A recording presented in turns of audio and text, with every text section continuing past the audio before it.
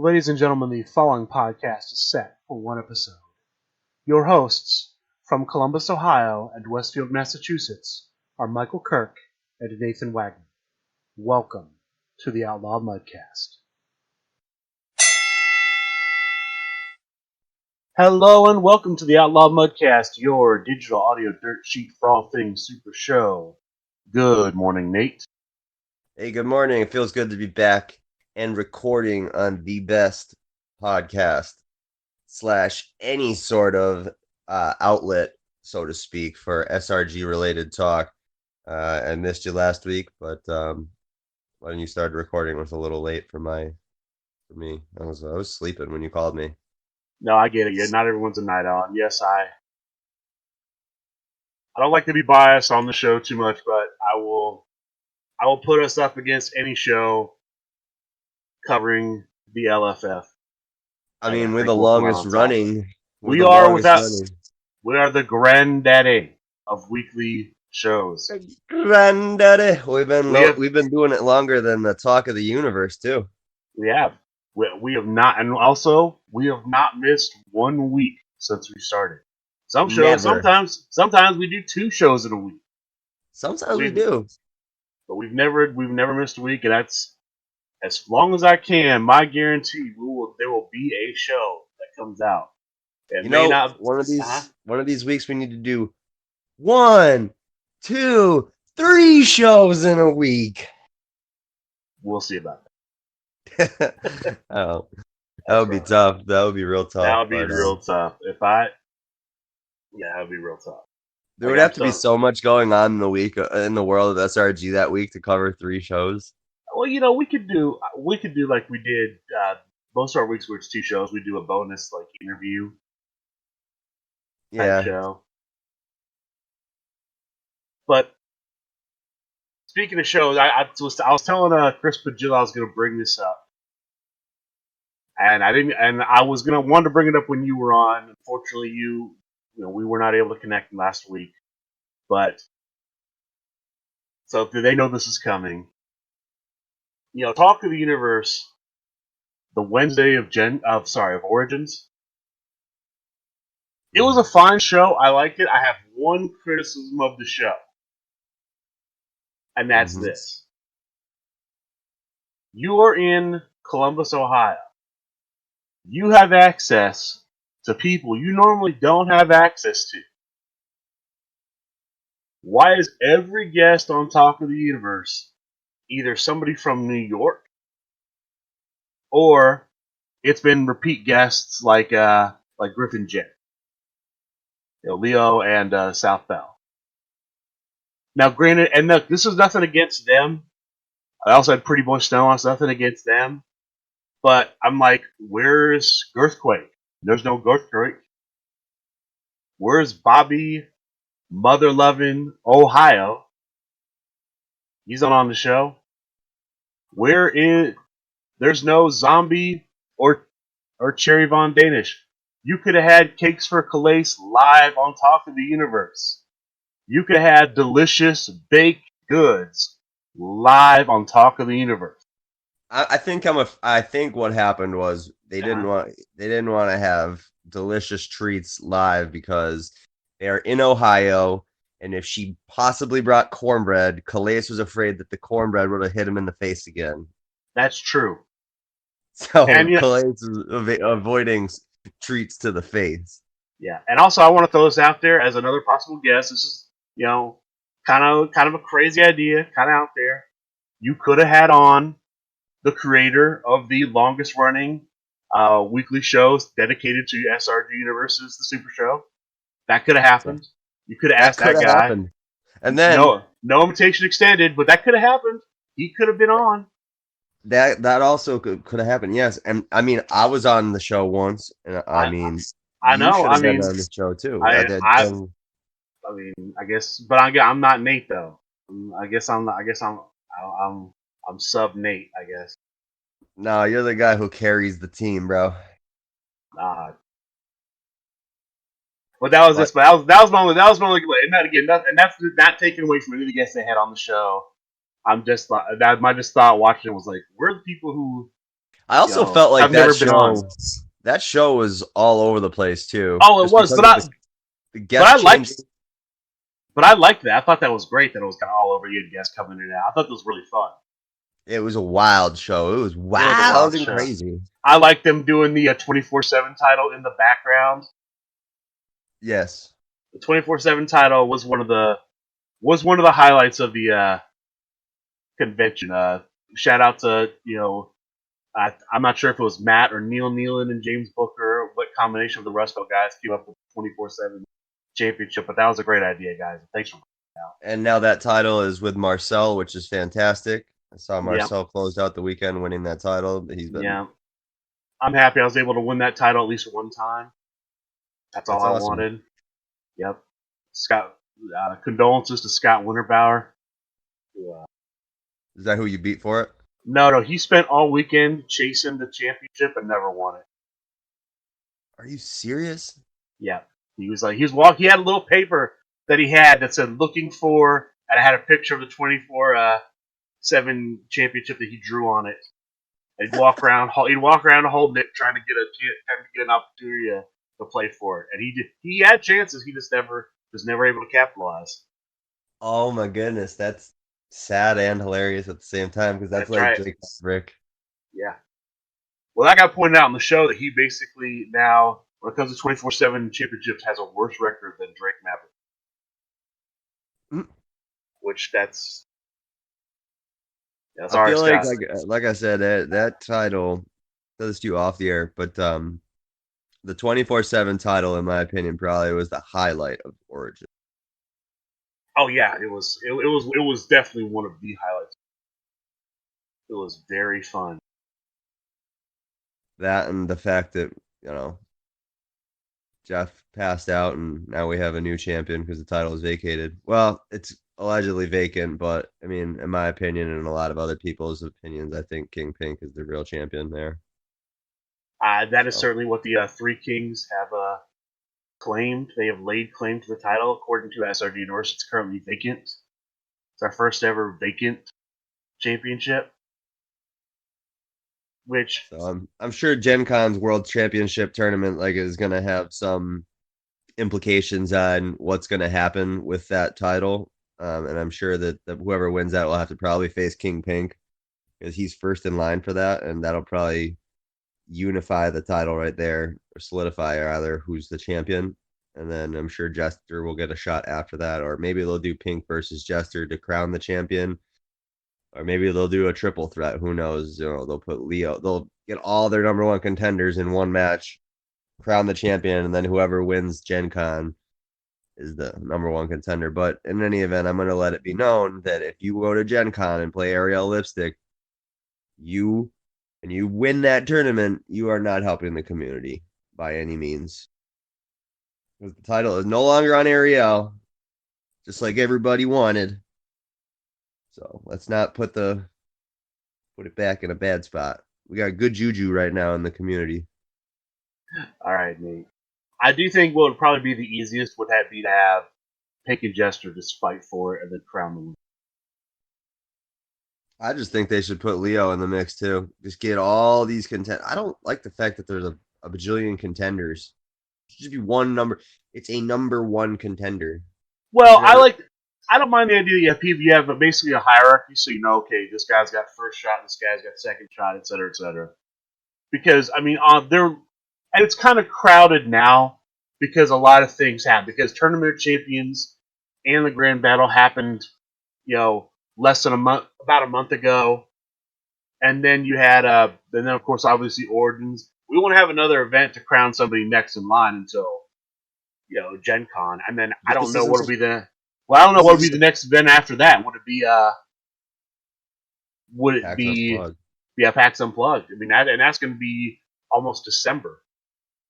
But I'm sure they'll do something, here or there. They'll probably, I'm sure there'll be a creative competitor event somewhere around the lines that they'll pop up at, and it'll be a big event, and then there'll be some implications for something. There could be. We'll see about that. I don't Not really necessarily know. world title implications, but maybe Underworld. Yeah, which I believe. I'm not sure where Kirk Polka lines up, I'm assuming he's going to get an Underworld shot coming down the line after winning the Underworld Championship at Origin. Yeah, he's got a shot. South Bell's got a shot. That's right. She won the Birdcage event. She has a shot there. I think, The yeah. Dark Web champion, the inaugural and two-time Dark Web champion. She messaged me the other day asking about the title. I meant to get back to her. The title for right now is digital only. There have been some setbacks as far as commissioning artwork financially for me. So at the moment, it's a digital only title. Enjoy it, use it whenever you want to. Hopefully next season we can get some actual titles in play.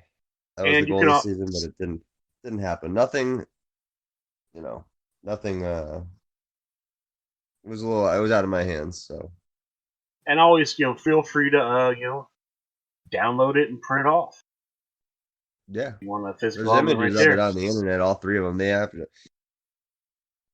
I mean, with talking about the Origins 24/7 Championship, they had a black and white, printed out paper copy with the belt. Oh, there was an actual card for it too. There was no card. Well, it was black and white. It was the image of the standard LFF World Heavyweight Championship, that card, but the picture had been changed out to be like a clock on a belt picture, and it was black and white and it was a little smaller, but it did the same effect. It gave you the stat boost to strike, grapple, or submission. Cool. Yeah, but it was just a +1, not a +2. So it was a relatively quiet week in the SRG universe.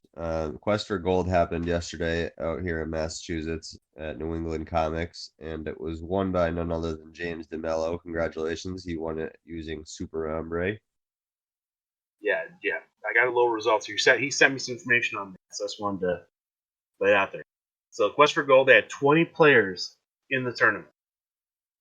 They cut the top 4, ended up being James DeMello using Super Hombre, somebody going by the name Rolling Outlaw using Combat Chris, Noel Rainey using Witch Hunter General, and a competitor named Ace using Night Terror.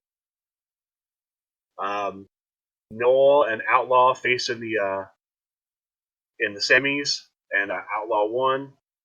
And then, of course, Ace and James faced, and James won, and James went on to win the whole thing.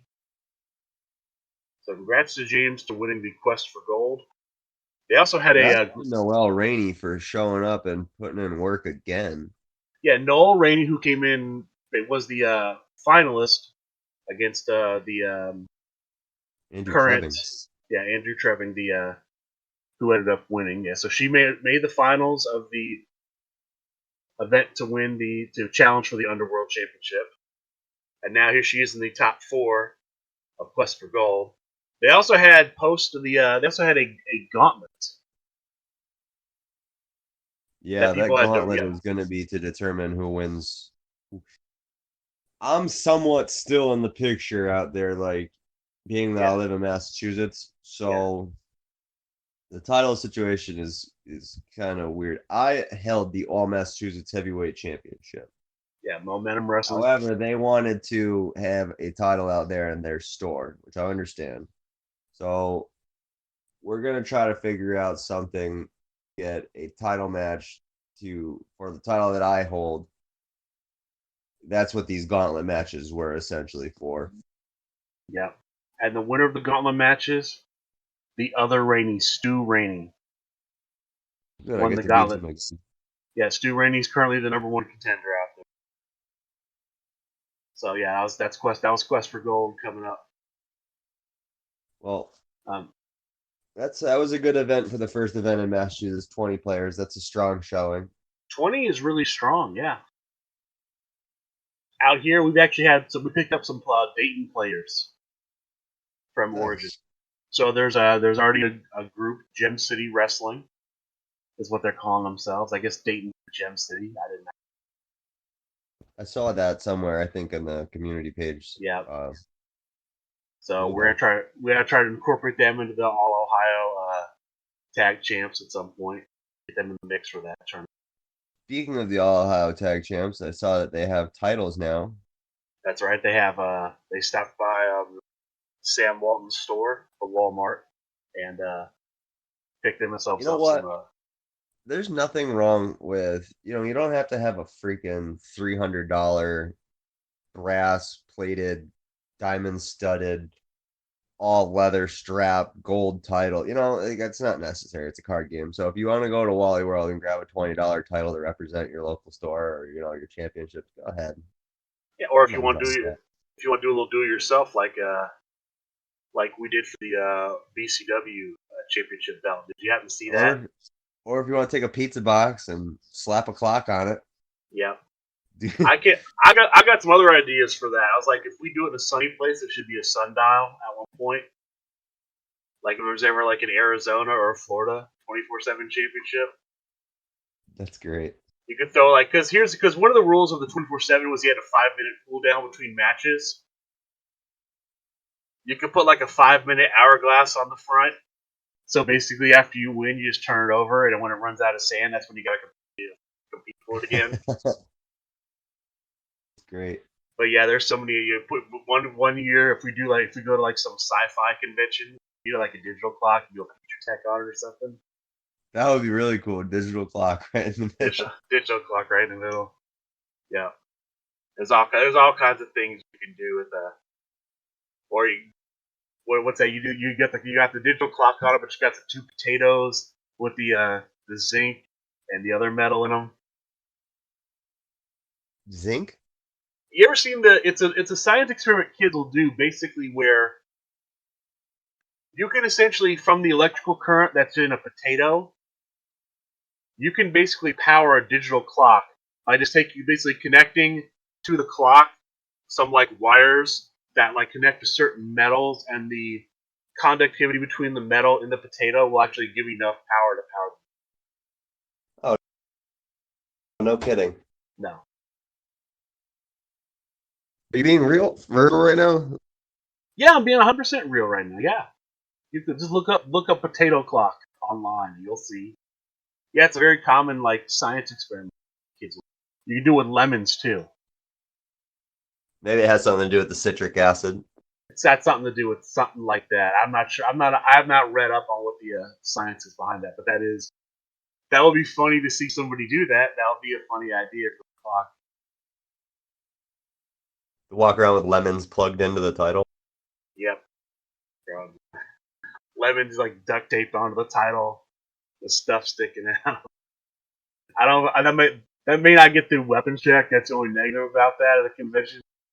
If I look at that, I'd be like, okay, there's a timer and wires connected to this thing. It's a little suspicious. It's a title. Yeah, it's just when life gives you lemons, you literally turn it into gold to a title. Yeah, that would be very. Yeah, speaking of the Rust Belt, Rust Belt's got an event coming up this weekend. There's a couple events coming up this next weekend. We should probably go ahead and touch on. I'll give the first one right here. It's the June 29th, Saturday, from 1 p.m. to 6 p.m. There's a Create a Competitor tournament at Highlander Games. Yeah, Highlander Games is at 119 Boonton Avenue in Boonton, New Jersey. That is going to be hosted by them. That must be out in the boonies because it's in Boonton. It could be. It could be. It could be out in the boonies. It's hosted by the Meeple people. These are where the Impact promo cards are going to be released. And spoiler, we're actually going to spoil one of the Impact promo cards for this tournament in just a couple minutes. We got spoilers. That's right. And then the other thing we'll do the next day on a Sunday, June 30th at 1 p.m. at Recess Games in North Olmsted, where previously hosted a Create a Competitor. That, again, actually that was Sean Loeb that won that. But a Recess Games, 26636 Brook Park Extension, North Olmsted, Ohio, 1 p.m. They're hosting a big Super Show event. There's going to be essentially a number one contender championship for the All-Ohio Tag Team. Potentially there will be a BCW title match. There's going to be a CCW title match.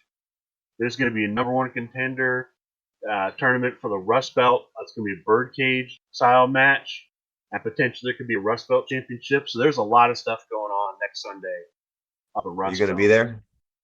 It's going to depend on how our schedule works out. Because normally we would record, like when we're recording right now, I'd have to be traveling up.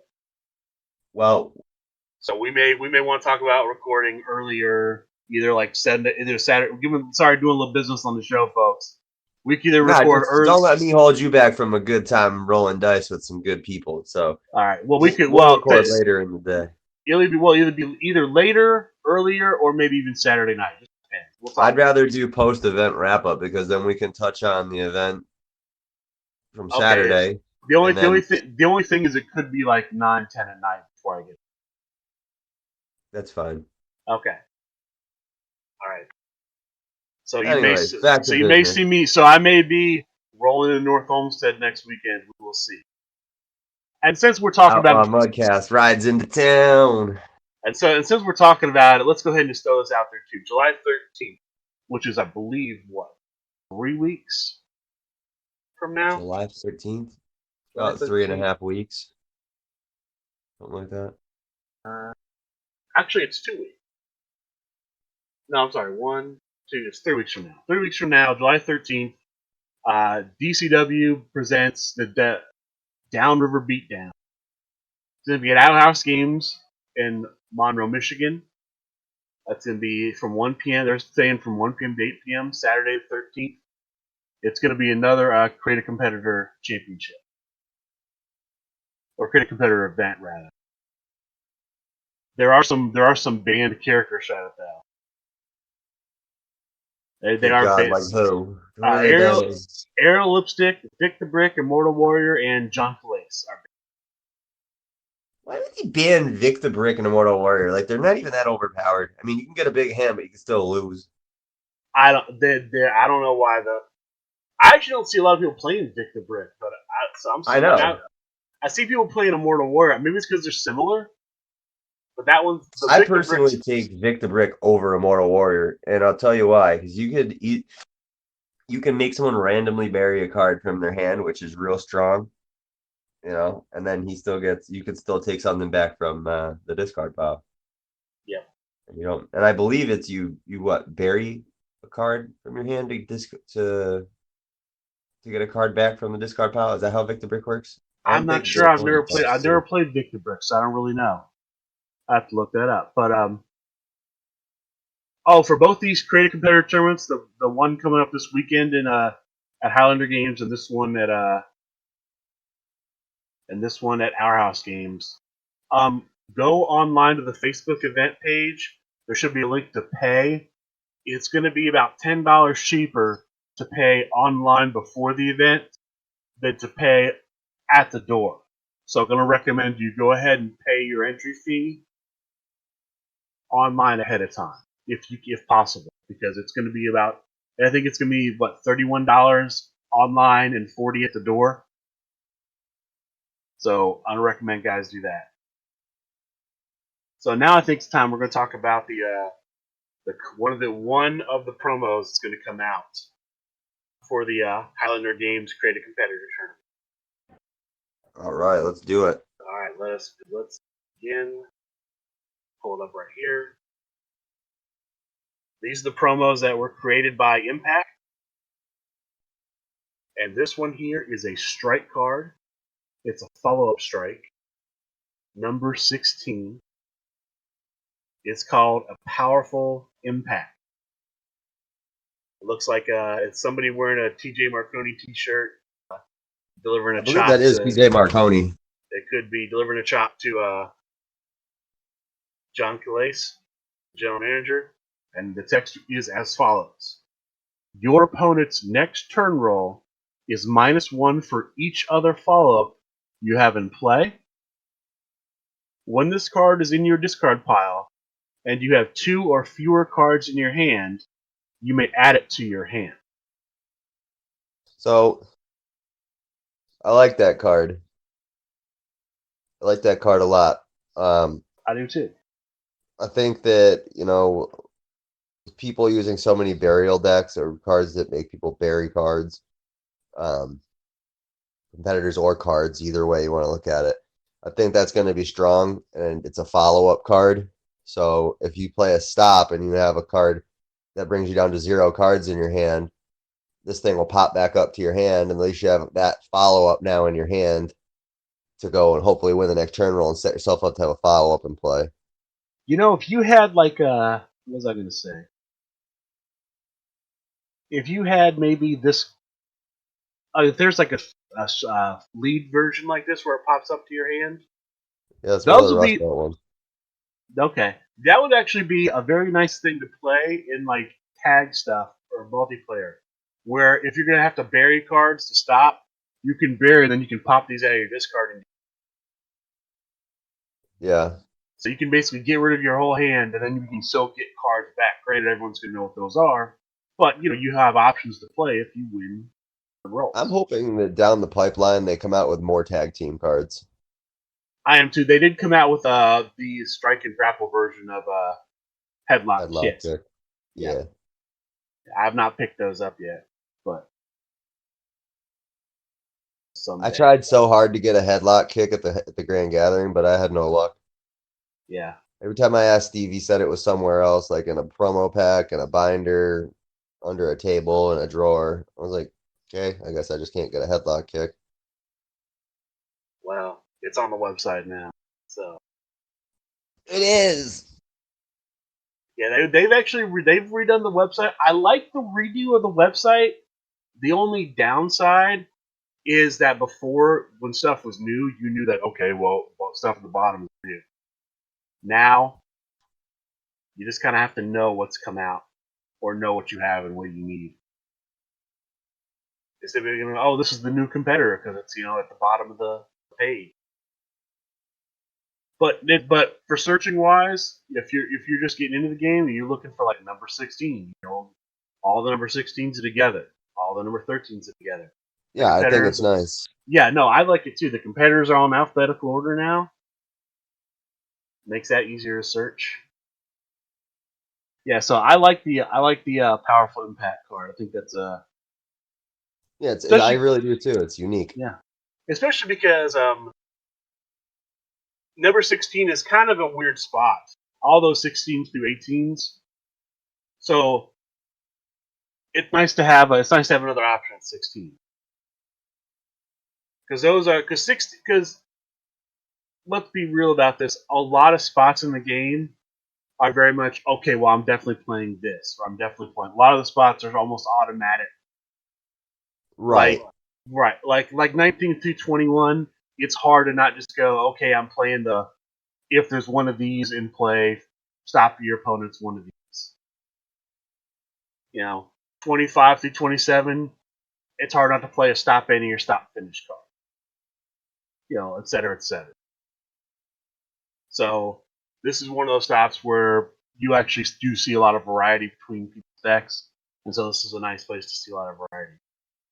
Because as much as we were talking yesterday at our local open play about a character basically being able to play something like low blow, and low blow is a great card, It but is, but you're having to give up either a stop any grapple or a stop any finish grapple card to play it. there's very few decks that can get away with doing it. Like right offhand, King Pink is one that can because of his gimmick allows you to stop any grapple, so you can Right. feel safe about using low blow in that deck. Because one of the things we were talking about, I'll talk about a little. We're talking about basically a potential Michael Living Weapon Michael Deans versus Night Terror, and what would happen if you played low blow in the 25. For those who don't know, and we covered this on the show, Michael Dean's gimmick says at the start of the match you can take a lead strike and put it in play. And so basically, if say Michael Deans was playing Night Terror, theoretically Michael Deans could he would have to roll off because both gimmicks trigger at the start of the match. But if Michael Deans won the roll off, he could put low blow into play and blank Night Terror's gimmick. So he would. Although honestly, does that even make sense? Now I'm thinking about it. What? I'm not understanding. Run it by me again. Okay, so Michael Dean's gimmick says at the start of the match, you take a lead strike and put it into play. All right. Yes. Night Terror's gimmick says at the start of the match, you choose one opponent, and then their gimmick is blank. And so I was saying you could put basically Michael Dean's. You could put low blow into play and negate. If you would, you could roll off to see whose start of the match gimmick triggers first. If Michael Dean's won, he could put low blow into play.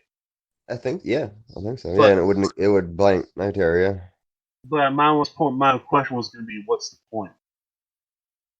What do you mean? What's the point? So you could well yeah, because then you really don't have a gimmick anyways after the start of the match. Right? Yeah. So it almost makes sense to just play something normally because it's going to go to a roll off anyway, no matter what you put in.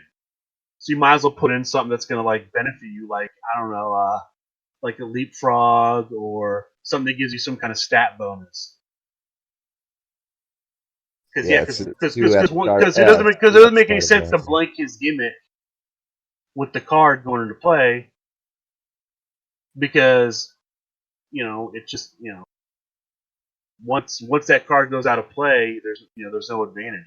And once you Right. get into Yeah, play, you're getting the advantage anyway. And if you lose, you lose.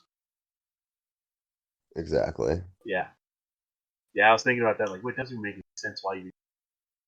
But speaking of new competitors, Michael Dean's being one of them, very strong Yeah, I competitor. was gonna say We got speaking of, two. I was gonna say speaking of unique, because you described that Uh-huh. card of Power Flick as unique. So clever. So That's clever. right, so clever. We're gonna review two new competitors, both members of the Wolfpack. They have the Wolfpack symbol on their competitor cards. Belinda and Unique. All right. So, Nate, Let's your start with you. choice. Let's start with You unique. start with Unique, okay? So, Unique. All right, her stats are Power 6, Technique 7, Agility 9, Strike 5, Submission 10, Grapple 8.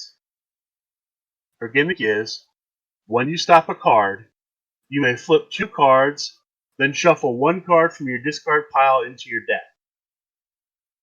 One more time. When you stop a card, Yep.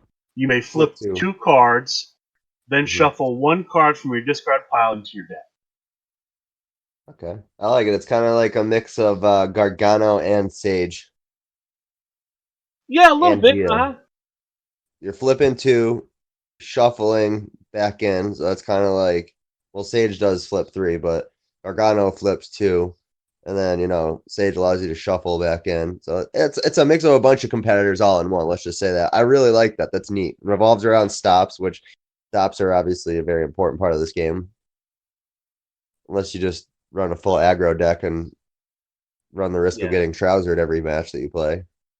Yeah, and then of course Belinda. We get to her. Her gimmick also revolves around stops. I was playing her a little bit playing against her a little bit last night. But let's go on to the Unique's finishers. Okay. What's her stats? Power 6, Technique 7, Agility 9, Strike 5, Submission 10, Grapple 8. Okay, so she's got some stop options. Yeah, you're probably running a bow and arrow, and I'm gonna guess kick into the corner with.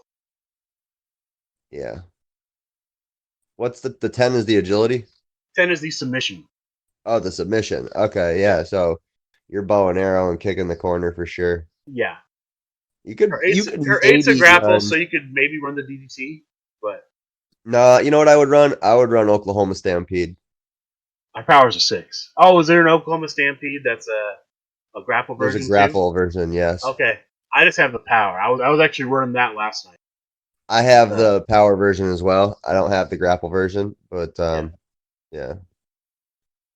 All right, so her finishes. Her finish strike number 28, Anarchy Shovel. I Plus like 2. this card. Yeah, plus 2 to power, plus 2 to agility. Plus 2 to power, plus 2 to agility. If stopped, discard 1 card from your hand, bury this card, or lose the match via disqualification. It gives you the option to lose via disqualification. Gives you the option to lose via disqualification. I'm assuming, like with a lot of things, if you had no cards in hand, you wouldn't discard. You bury this card. I can see if I can see basically if you have the cards to bear, if you have the cards to discard to avoid disqualification, this would actually be a very nice late game card. Because like let's say for example, it's the end of the game. I've got cards to discard. I have no deck anymore. I can play this, make them burn a stop, discard it, bury it. Since I have no deck, it goes back. Basically, it's the top card. I would next turn I can draw it and play it again, and I can just cycle through that, make my opponent get rid of whatever stops they have, and then eventually win with the Energy Shovel. Right. Yeah. Huh. I like cards like that go back. List late. Those I like those a lot. Or if you're not feeling that match and you throw it early game, you could just be like, all right, I'm just gonna lose via disqualification. And of course, if you're playing in like tag match or any kind of multiplayer match, there's no disqualification, so there's no downside. Right. Of course. Yeah. Yeah, you don't have to discard and bury. You can just let it go to the discard pile. Fine. All right, so the finished grapple, Blood Angel's Revenge. Oh, by the way, let me go back for the strike a minute. The stats make the power an 8 and the agility an 11. Nice. So a rare 11 stat it gives you. Okay, so back to the grapple. Blood Angel's Revenge. +3 to power, +1 to agility. So it makes your power a 9 and your agility a 10. It says and the text is your opponent discards their hand, then randomly adds 3 cards from their discard pile to their hand. That's pretty good. That's really pretty good. I mean, you can imagine if you're playing somebody who's got what's that? Like a director of operations, they've got 12 cards in their hand. Yeah. Now they go back down. Now they go back down to 3.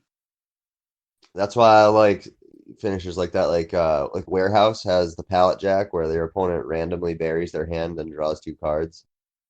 Yeah. Anything where they lose their entirety of their hand and then get like 1 or 2 cards, maybe even 3 cards back, like it's just it's like toying with your opponent.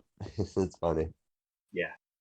All right, and then the last card, Spitting Blood, finish submission. It is a spotlight finish.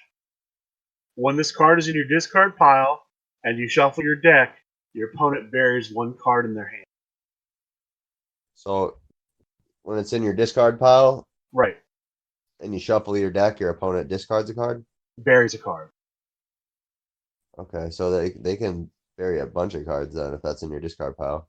Yeah, because basically when you trigger your gimmick, and this is in your discard pile, you're gonna flip 2, shuffle 1 back, and then they're gonna have to bury a card because you shuffled 1 back. That's neat. I would use Destiny's Call with that. Throw that in the discard pile right away. Yeah, there are no stat bonuses with it. It's just a raw finish. But like you said, you can Destiny's Call, throw this in the discard, and then use that as another way to punish your opponent. Mm-hmm. All right. So that was unique. And now we're on That was unique. Yes, it was. All right, so now we're on to Belinda. Belinda's stats are Power 8, Technique 6, Agility 9, Strike 5, Submission 10, Grapple 7. Actually, I think the only difference between these two. No, there's a little bit. Because it's the same submission and agility, and same strike.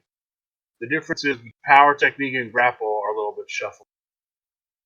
But so how do they line up in tag? So if they were in tag, it would be power 14, technique 13, agility 18, strike 10, submission 20, grapple 15. So it's not terrible, but it's not the best. It's not terrible. It's not the best. All right, her gimmick is when you stop a card with a lead, your next turn roll is +2. When you stop a card with a follow-up, your next turn roll is +1. When you stop a card with a follow-up, you get a +1. Yeah, You stop it with a lead, you get a plus. right. So basically, if she throws punch, she gets Yeah, +2. If she throws elbow strikes, she gets +1. it's cool. Yeah. So very, very stop heavy deck. Probably the most stop heavy deck I'd say since Gia. I mean, let me It's at just, him. that's true, but hers is gonna. But yours is limited on your bonuses. You're only getting the bonus Strikes and against grapples. strikes and grapples, and of course you got your submission if it's in the discard too. Your submission finisher. Yeah. But well that and Mysterious is That's also. true. Yeah, there are other cards that get bonuses off stops, so this fits right in that family. Would you consider Papa Wheelie one of those competitors? Probably, but Papa Wheelie doesn't see a lot of play. Not that I've seen. Right. And I mean his is kind of different though, because it's if they stop your move, you get a bonus. Yeah, So it's I mean it has to do with stops, but not directly you stopping things. It's if someone stops your stuff. yeah. I mean, All it's right, kind of in so limbo. let's go here. Finish strike. Flight of Angels. It's a spotlight finish. +3 to strike. When this card is in your discard pile and your opponent stops your card, your next turn roll is +1.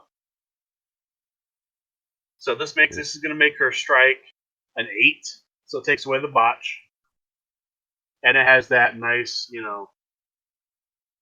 bonus to your turn roll.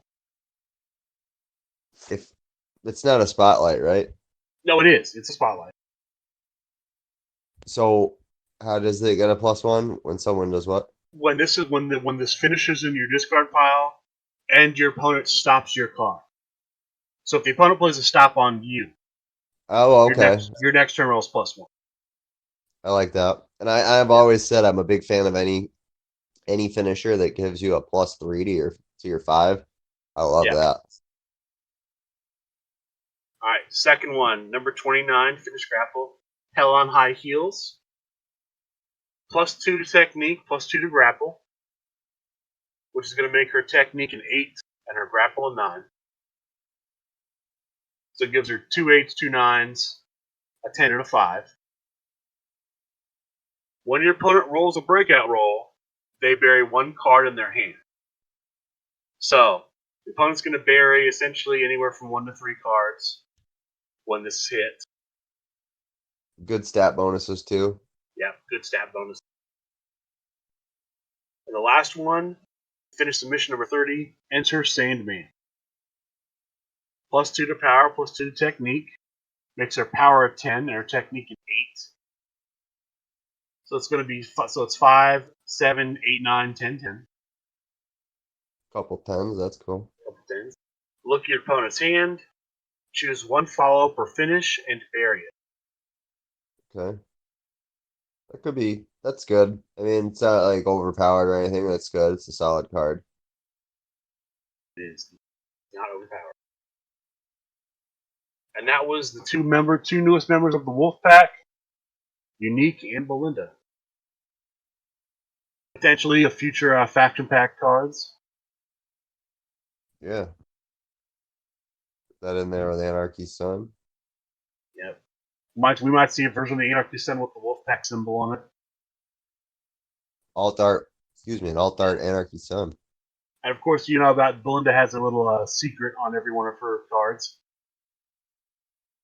For those of you who do not know, if you have a Belinda card on both the competitor and all the finishes, somewhere hidden in the art is a raccoon. If you find all 4 raccoons, I do not believe there was a prize or anything, but you found all 4 raccoons, so good on you. All right, and those are the competitors we're looking at. So what else do we got on the agenda, Mr. Mike? I don't know if there's much else on the agenda. We talked about the upcoming events. Again, nothing really coming out on the. That's now no real big news coming out from Talk Universe. A Hey, lot Mike, about. hold on one second. Something just happened to my volume. Give me 1 second. Okay, all right. Sorry about that, folks. A little technical difficulty there. Yeah, all right. So back from the technical difficulty. I believe we're talking about stuff that came out. No real news. A lot of that was because the boss Steve Resk has been under the weather. We just You got the con crud. Yeah. So best wishes to the boss. I believe he's already started to get over it, but swift recovery to him if he's still sick. He's getting his con crud immunities up right now, getting ready for Gen Con. That way he's He gonna be needs to. superhuman. Oh, there has been some questions about if SRG is going to go to either Dragon Con or StarCast 3. StarCast 3? StarCast 3. StarCast 3 apparently is going to be in Chicago. It's going to tie into All Out. It'll be at the same weekend. Oh, yeah, I forgot about that. Yeah. I heard someone mention StarCast not too long ago. I'm like, it just happened. But Yeah, I'm surprised they're doing it so soon that it just happened. But I know. I don't. I guess are they tying it into like the big events from All Elite Wrestling? I don't know. So that's I'm guessing August 31st, that weekend there, the last weekend of August. Yeah, and then I'm not sure when. I thought Dragon Con was late August too, so I'm not sure how they're gonna make Dragon Con work. Dragon Con's in Atlanta, Georgia. I'd have to look up the dates. I know that they've looked into going to Dragon Con. I think Atlanta would be a great place for this game, considering it was the home of WCW and all kinds of Yeah. very Georgia Southern wrestling, big wrestling. Georgia's a big wrestling location. It'd be great if we inroads in Georgia and that in the deep South like that. Yep, Georgia would be a fantastic place to get this game into. Yeah, I mean, I don't think Kiss Me Ford is too far from the border of Georgia. I don't know. So you might see somebody like some guys from House Rules Gaming come up. Or I don't think I'd be able to make Dragon Con or even really Starcast 3. And I know there's I know there's a little bit of there's some issues with Starcast 2 that would have to be resolved before Starcast 3 would even be a possibility. Like what? Well, I guess I can go ahead and get into it because this was something that essentially I believe they talked about, so I don't think I'm spreading any business that's not public. So you know how they were, SRG announced we're one of the sponsors of Starcast 2. Yeah. Well, apparently they somehow did not get that information recorded. So when SRG Universe showed up, they had them down as vendors. And they only had basically vendor access, but they paid, sponsor money. And so basically, I think until that issue gets resolved of we paid this amount, but we only got this amount of access. Until that kind of gets resolved, I don't think there's going to be any more business with Starcast for a while. It would seem as simple as a refund. Yeah, it would seem that simple too, but last I heard, that has not changed. Where was that said? Is that on Talk of the Universe? I hope so, because otherwise, I just dropped some information the company may not want getting out there. But we are a dirt sheet, so that's what dirt sheets do. That's what we do. We are the digital audio dirt sheet, longest running, never missed a week, because we are the best. Yeah. Any event. So apologies to the SRG Universe crew if that was. Gotta love it. If that was a cat that should have been let out of the bag, but. No, I feel like. But I don't think I feel like a similar thing happened on the Cruise of Jericho as well. They were told one thing and they got another. Well, I know they've talked about how the Cruise of Jericho lost all their banners, all their advertisements were lost, I so they believe some of weren't. their cards as well. Oh, that's right. Yeah, all their a bunch of their cards. They had to use Loudmouth Leo's personal collection to do a lot of the demoing and break open like starter sets. They were told that they were going to have certain talent, and the talent wasn't there or whatever. They did get talent, obviously, but not Yeah, to what the extent of what they were told. I believe that, if I remember correctly, hearing that story. yeah, So yeah. seems like another mix up somewhere along the lines. That's unfortunate though That is about StarCast. unfortunate. Yeah. So, but hopefully that can get resolved. And for those going to Starcast, going to All Out / Starcast 3. Even though it's not that far from me, Illinois, Chicago's not that far from Ohio. I don't think I'll be able to make that either. I mean, same month as Gen Con, and Same month as Gen Con. It's an expense. It's time off. yeah, it all Yeah, I adds mean, up. And you figure Gathering, then Origins, then Gen Con, then that on top of all that, it's just like that's a lot. it is a lot. So I understand people picking your spots. It help. I'm helped out because I don't have to travel for Origins. That saves Yeah, me. That helps. And again, Gen Con's a 3-hour drive. Gen Con's no farther than going to Cleveland. right. So those things help. Because otherwise, I couldn't afford to flying all over the place, driving all over the place. Well, do we got any other news? I believe that is it news-wise. We talked about you know, the two big events coming up. One at Highlander Games this Saturday. One at Recess Games this Sunday. Please go ahead and sign up for those ahead of time. At least I know for the Great Competitor one in Highlander Games in New Jersey. Sign up ahead of time for that. It will be cheaper. There will be, and those promos. I believe those promos will be available on the website, as well as Yes. if of course if you're going, they'll just be part of your entrance fee. If you're not going, they should be available for purchase on the website. We're spoiling one. I believe there's going to be one spoiled on Monday Night Real. I think there's going to be one spoiled on the Big Guy Show. And I'm not sure. I don't know if I'm assuming there are 4. I'm not sure where the 4th's going to be. Is it going to be on Q&O with Pretty Boy Snow? Is it going to be on Talk of the Universe? Makes sense to It's be on going to be Talk of on the Stephen Universe. Hines' new show. That's right. Shooting from the Hip.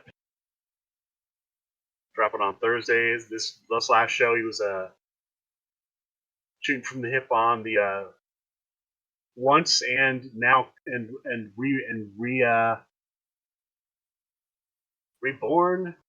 I don't know I don't know what the descriptor would be, but the once again, Dave Marisak is now the director of operations. A really interesting turn of events. Yeah, and quite surprising turn of event. When he got named, I could just see the surprise on his face. He had no idea that was coming. Although he did have the scarf ready to throw around his neck. He did It have was that all. scarf. He did have that scarf on him. So It was a work all along. yeah, I don't know. It's still real to me. It's still really real to me, Nate. All right, so yeah, I think that's going to be it for our show. Let me go ahead and give you the list of places to play, and then that should be it. So, Rust Belt Championship Wrestling plays at Recess Games, 6 p.m. Monday, North Olmsted, Ohio, and also next Sunday, the 30th, 1 p.m. They are doing a big extravaganza involving not just local stuff at Rust Belt, but also BCW and CCW matches will take place at the Rust Belt. Speaking CCW, City of Champions Wrestling, they play at Titan Game Shop at Hopewell, Pennsylvania, which they usually are playing on 1 p.m. Sunday. They're probably going to be skipping that for going to Rust Belt. And of course, my own local Buckeye Championship Wrestling, we play at the Guard Tower 6 p.m. Saturday night. Of course, it's 6 night, 6 p.m. 6 p.m. Saturday in Columbus. Of course, for those who put if you're in the New York area, LFF New York plays at Store of Fire and Dice in Lynbrook, New York. They play Tuesdays and Fridays at 7 p.m. Of course, also in that nearby area, you're going to have the Create a Competitor Tournament at Highlander Games in Boomton, New Jersey. That'll be next Saturday, 29th, at also 1 p.m. Again, go ahead and purchase your entry online if possible. It is a cheaper purchase. True American Heroes plays at Frontline Games in Clarksville, Tennessee. They're usually playing Saturdays at 6 p.m. Florida Cardboard Wrestling plays at House Rule Games in Kissimmee, Florida. The Michigan Wrestling Alliance will play at Fun for All Comics and Games in Ypsilanti, Michigan. Destiny Games SRG Super Show plays at Destiny Games in Westland, Michigan, Wednesday nights at 6:30. Fanfare Comics plays at Kalamazoo, Michigan, the second and fourth Sunday of every month from 12 to 2. Out in Las Vegas, the home of Mr. Las Vegas, the original Living Weapon, the Mouth that roared, the Jerk of Cirque, your favorite wrestler's favorite wrestler, Eddie Fury, the Salty Sailor, the Alien Invader. They play at Atomic Trading, Las Vegas, Fridays at 6 p.m. There's also Wizards Card Championship Wrestling. WCCW plays at Wizards Asylum Comics and Games in Normal, Oklahoma. And I have some new dates and times for some play groups in Massachusetts. So, pull that up here. Drum roll, please. Yes, thank you for filling time.